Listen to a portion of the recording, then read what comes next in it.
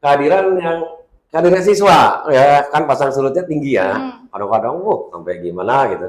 Nah ini kan kita tahu anak-anak ini kan juga nggak bisa datang ke wihara sendiri ya, beda dengan pemuda-pemudi udah bisa pakai angkutan umum, motor-motor.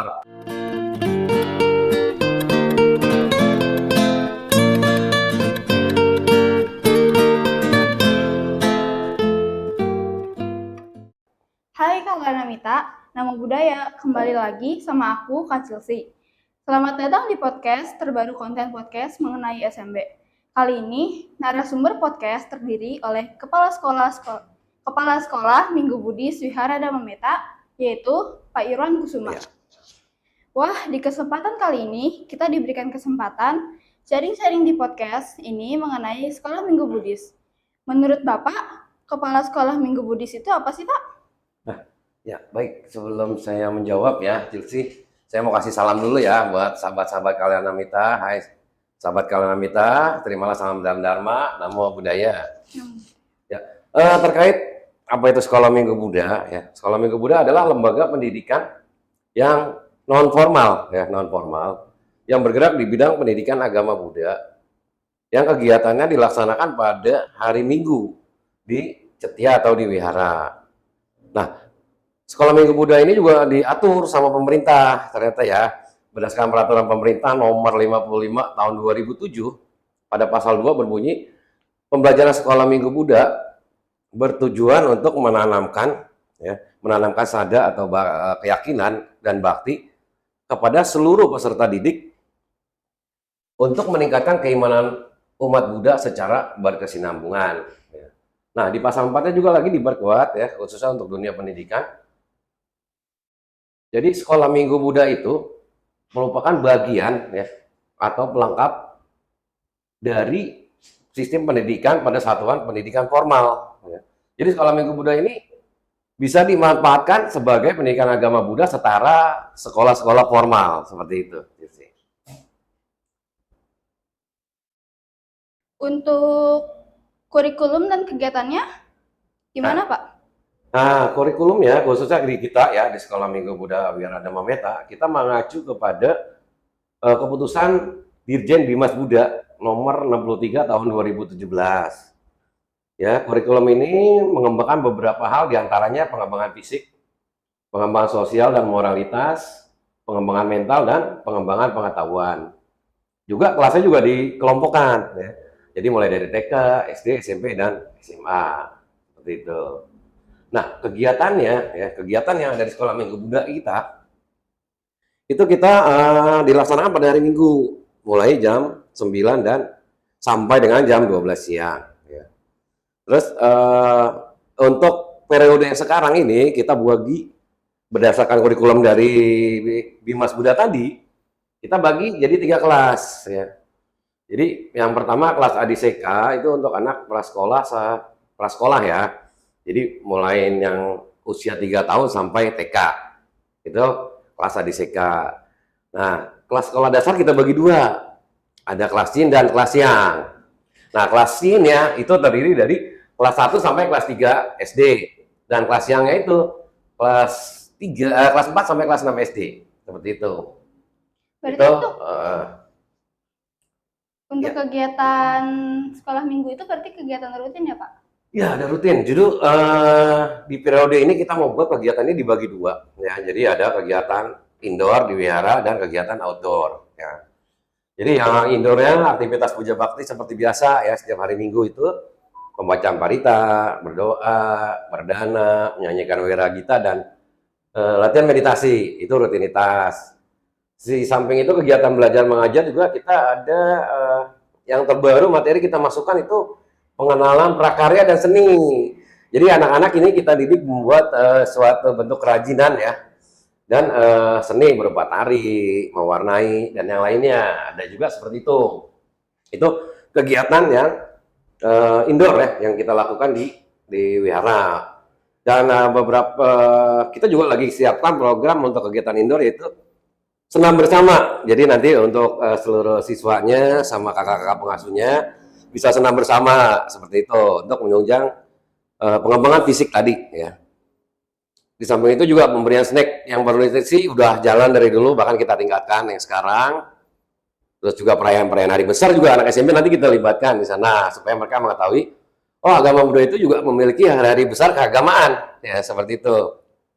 Dan yang gak kalah menarik tuh perayaan ulang tahun bersama. Jadi nanti anak-anak tuh benar-benar fun ya di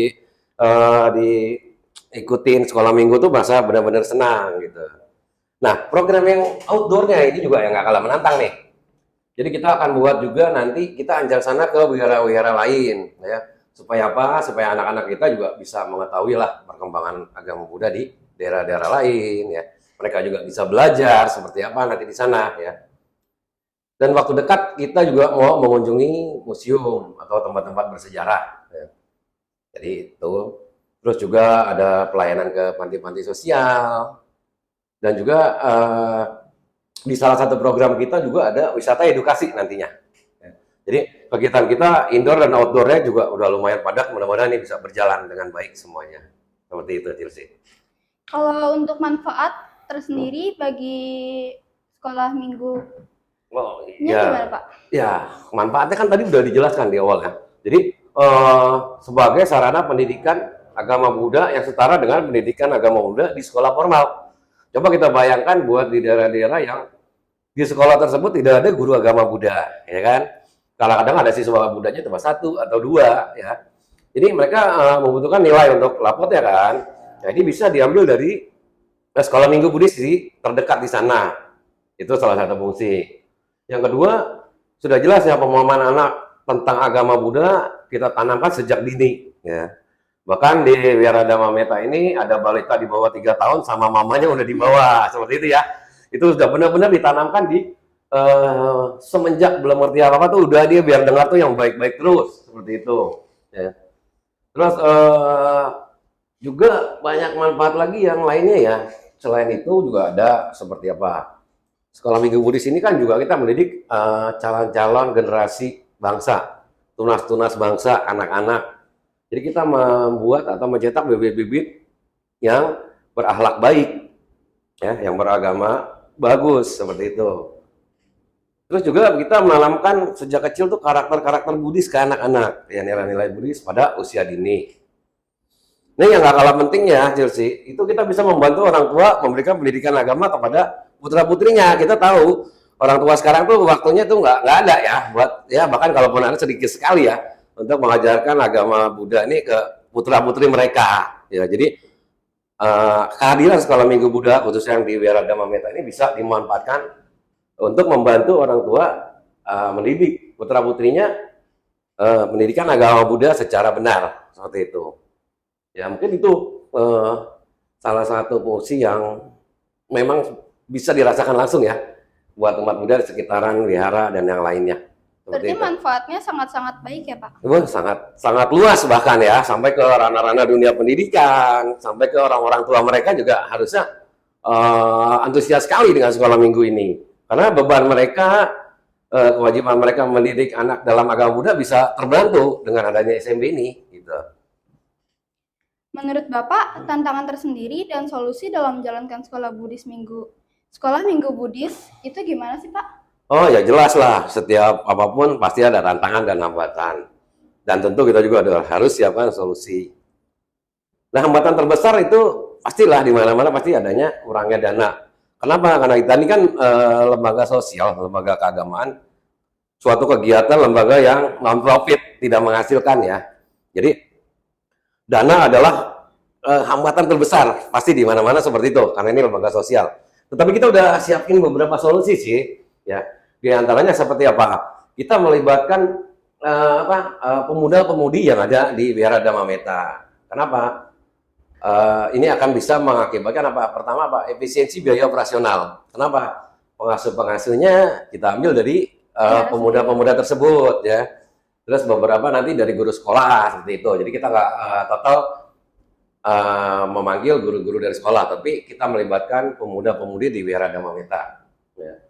Terus juga kita sedang menggerakkan pemuda-pemudinya, ya. Jadi ini untuk menggalakkan suatu kegiatan yang bisa menghasilkan income atau penghasilan tambahan buat kas-kas kita nantinya. Jadi mungkin ada seperti sekarang nih kita mulai aktif di medsos, ya kan, publikasi sana sini, terus kita mengadakan hari-hari besar keagamaan, terus kita juga nanti ada penjualan souvenir dan yang lainnya. Ditambah mungkin nanti kita akan adakan kegiatan pariwisata untuk umum, di mana nanti profitnya akan kita kembalikan ke kas itu tadi untuk menunjang kegiatan operasional Sekolah Minggu Buddha ini ya. Jadi salah satu solusi itu mungkin yang paling bisa kita kerjakan saat ini. Nah, ditambah juga kita lagi gerakan program donatur tetap per tahun ya. Jadi kita ada program di situ, mungkin buat kalian Namita yang mau membantu, silakan nanti dilihat podcast kita gitu kan. Di situ tertera. Jadi itu mungkin hambatan terbesar yang kita hadapi dan solusinya.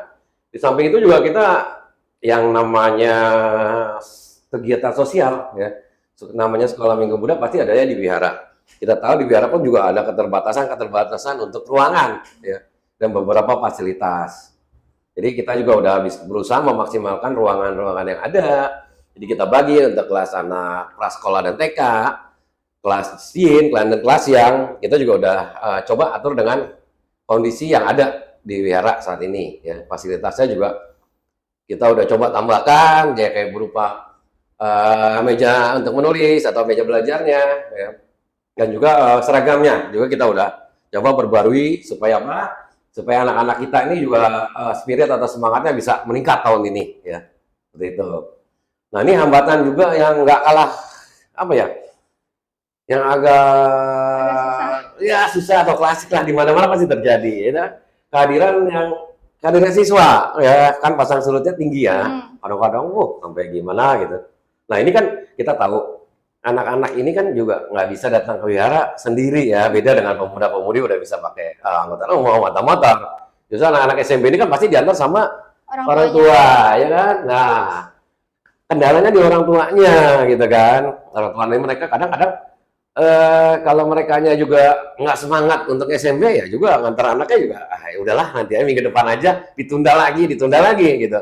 Tetapi kalau orang tuanya ya sadar banget pentingnya SMP ini, mungkin dia nggak akan pernah alfa di setiap minggunya. Jadi ini hambatan terbesar tuh kita orang tuanya, kesadaran dari orang tua sendiri.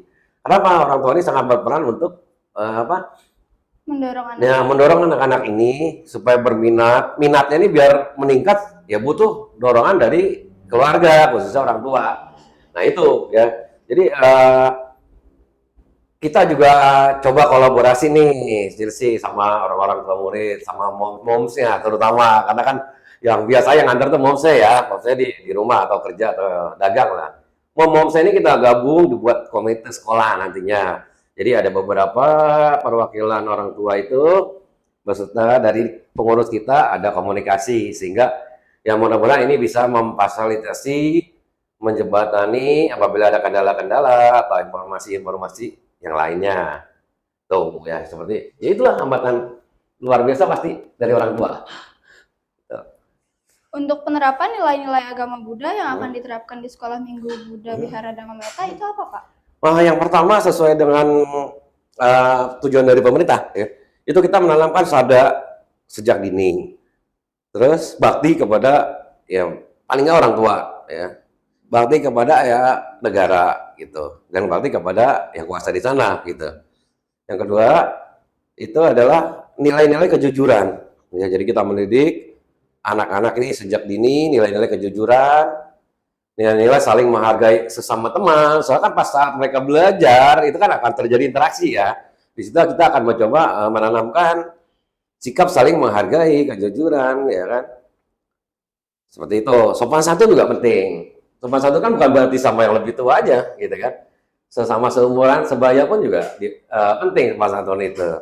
Kita juga menekankan untuk cinta kasih atau metta sejak dini, karuna juga ya, belas kasihan ya. Mungkin dari 4 itu kita baru untuk SD ini kita cocoknya untuk metta dan karuna kita tanamkan sejak dini. Di samping itu juga ketertiban ya, ketertiban, kebersihan, kerapian juga kita tanamkan sejak dini, karena ini nanti akan terbawa ke saat usia mereka lanjut selanjutnya. Itulah nilai-nilai yang mungkin dapat kita terapkan di SMB Wihara Dhamma Meta saat ini. Gitu.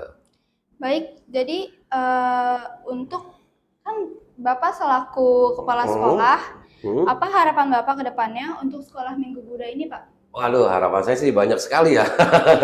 Tapi yang utama sekali itu saya sih berharap bukan cuma jumlah yang bertambah, tapi kualitas pendidikan kita juga kita bisa perbaiki ya, sehingga kurikulum yang diberikan sama Dirjen Bimas Buddha, harapan pemerintah untuk sekolah Minggu Buddha kita ini bisa terlaksana dengan baik ya. Jadi selain jumlah atau kualitas juga penting. Ya.